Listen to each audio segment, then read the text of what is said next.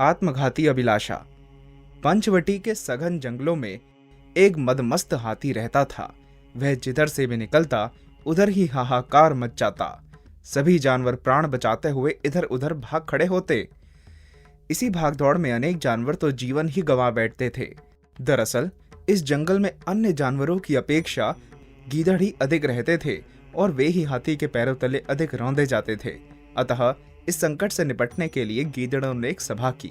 इस सभा में एक बूढ़े गीदड़ ने प्रण किया कि वह अपने बुद्धि बल से हाथी का काम तमाम करेगा। उसकी बात सुनकर सभी बहुत चक्के रह गए। भला गीदड़ भी कहीं हाथी को मार सकता है? अगले दिन बूढ़ा गीदड़ बेखौफ होकर गहने पेड़ों की आड़ में बैठे हाथी के पास पहुंचा और सर्वप्रथम हाथी को प्रणाम किया। कहो, तुम्हारा आगमन कैसे हुआ?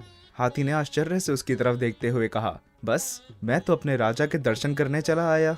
बूढ़ा गीदड़ बोला, क्या तुम मुझे राजा मानते हो? हाथी ने खुश होते हुए पूछा। राजा तो आप हैं ही, मानने या ना मानने वाली बात कहाँ से आ गई? वैसे भी कल जंगल के जानवरों की एक सभा हुई थी। सबने एक प्रस्ताव पारित करके मुझे आपके पास भेजा है। वे सभी आपको ही राजा बनाना चाहते हैं क्योंकि आप में वे सभी गुण हैं जो एक राजा में होने चाहिए। मेरी तो आपसे यही प्रार्थना है कि आप हमारे राजा बन जाएं। राजा बनने के नाम पर हाथी बहुत खुश हुआ। उसके मुख से शब्द ही नहीं निकल पाए। हाथी को चुप देखकर गीदड़ बोला, महाराज, अब आप मेरे साथ चलने का कष्ट करें। मैं आपको उन सब लोगों से मिलवाता हूँ जो आपको राजा के रूप में देखने के लिए लालायित हैं। वे जल्दी से जल्दी आपका राज तिलक करना चाहते हैं।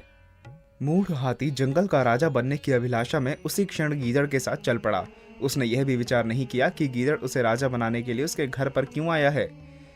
उधर बूढ़ा गीदड़ मन ही मन बहुत खुश था कि हाथी उसकी चाल में फंस गया। दोनों चल पड़े। गीदड़ हाथी को उस रास्ते से लेकर चला जहां पर बहुत अधिक दलदल था।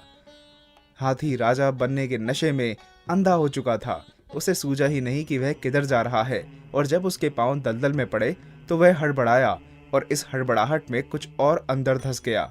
तब कहीं जाकर उसे पता चला कि वह दलदल में फंस गया है। उसने पीछे हटना चाहा, मगर तब तक देर हो चुकी थी। हाथी का भारी भरकम शरीर भीतर धंसता जा रहा था। उसने घबराकर गीदड़ की तरफ देखा तो वह मुस्कुरा रहा था। उसकी मुस्कुराहट से हाथी समझ गया कि उसके साथ चाल चली गई है, लेकिन अपने बचाव का उसके पास कोई भी उपाय न था। इस प्रकार वह दलदल में फंसकर मर गया। कथासार: दुर्बल पर अत्याचार करना ठीक नहीं होता।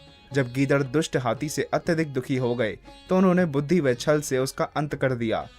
हाथी भी राजा बनने की आस में भला बुरा सोचने की शक्ति गवा बैठा था।